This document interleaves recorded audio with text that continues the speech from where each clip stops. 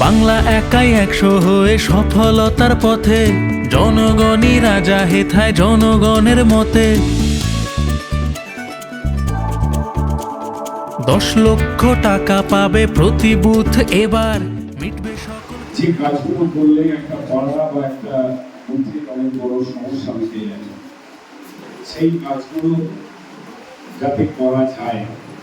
এতদিন আমরা দেখেছি যে একটা বুথের, একটা পাড়ার, একটা অঞ্চলে যে কোনো উন্নয়নের রূপরেখা তৈরি করতে এলাকার রাজনৈতিক নেতৃত্ব, পঞ্চায়েতের মেম্বার, প্রধান, উপপ্রধান, পঞ্চায়েত সমিতি, জেলা পরিষদ।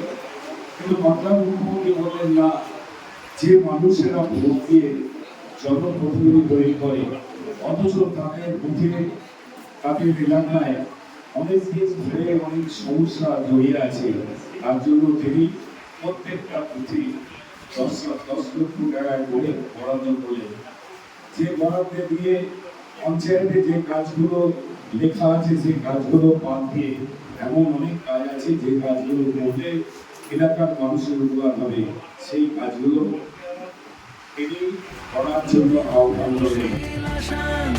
আমাদের পাড়া আমাদের সমাধান। 80,000 বুথে হবে 27,000 শিবির, এই দেশেতে প্রথমবার সৃষ্টি হবে নজির। ভবিষ্যৎ গড়ছি